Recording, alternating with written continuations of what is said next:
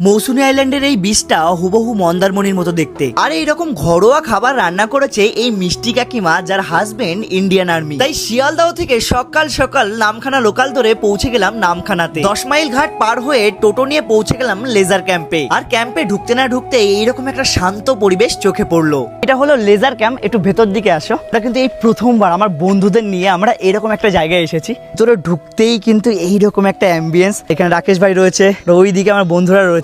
কিরে তোরা ক্লান্ত নাকি? সকাল 6টায় বেরিয়েছি আর এই পৌঁছালাম। আমি এনার্জেটিক, আমি ক্লান্ত না। আর আজকে কিন্তু আমাদের ওইখানে এসছে অনির্বাণ ভাই। এই হলো আমাদের রুম, ফুল এসি রয়েছে। আর এখানকার ওয়াশরুমটাও বেশ ঠিকঠাকই লাগছে। আর একটা মজার বিষয় কি জানো তো, এখানে একটা সুইমিং পুল রয়েছে, সেটা 2 দিনের মধ্যে রেডি হয়ে যাবে। আজকে দারুণ মজা হতে চলেছে। এই ক্যাম্পে আমার সঙ্গে যারা এসেছে তারা আমার সবাই স্কুলের বন্ধু। আরে দাঁড়াও, সবে মজা তো শুরু হচ্ছে। ব্যাচেলাররা যখন ঘুরতে আসে না, দেখো এইরকম কয়েকটা মাল থাকে। দেখো কি পরে এসেছে ভাই, এটা কি কি এটা ভাই? একে আমি শান্তিনিকেতন থেকে এটা এনে দিয়েছিলাম, ওটা এখন পড়েছে। চলো চলো আজকে এই যে আমাদের লেজার ক্যাম্প, আর এইখান থেকে বীজটা দেখো ভাই, তাড়াতাড়ি চল।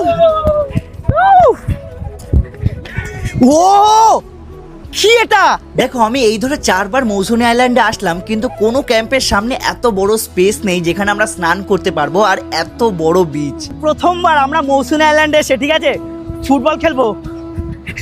একটা সুন্দর আবহাওয়া, আর এইরকম জায়গায় না বিকালে কিন্তু রাকেশ ভাই দারুণ সানসেট দেখা যাবে। এটা না পুরো দীঘার মতো ফিল দিচ্ছে, ঠিক আছে। দীঘাতেও কিন্তু এইরকম ঢেউ আসে ভাই, এইরকম ঢেউ কিন্তু মৌসুমী আইল্যান্ডে এতবার এসেছি।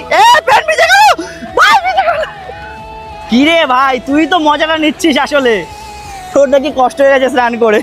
আমার এই বন্ধুটাকে আমি প্রথম কোথাও এনেছি ঘুরতে। প্রথমবার আসলি কেমন লাগলো? আমি এখনো পর্যন্ত দীঘা যাইনি, মৌসুমী আইল্যান্ডে প্রথমবার আসলাম, আর সেটাই মজা হচ্ছে। লাভলি ভাই, আমরা না স্নান করে আসার পরে একটা দারুণ একটা পরিবেশ এখানে সৃষ্টি হয়েছে। চারিদিকে মেঘ ভরে গেছে, আর এখন কিন্তু আমরা দুপুরে খাবার খাবো, লুচি আর আলু এখানকার। এই মিউজিকটা একবার শোনো।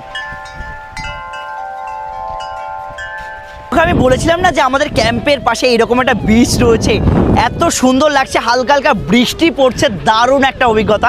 আর তার থেকে বড় কথা, আমার স্কুলের বন্ধুরা এসেছে, ও তো আবার নিচে গিয়ে ভিডিও বানানো শুরু করে দিয়েছে। তো চলো, এখন দুপুরের টাইম হয়ে গেছে, ভাবছিলাম সানসেট দেখবো, তো ওটা তো এখন ভাগ্যে নেই।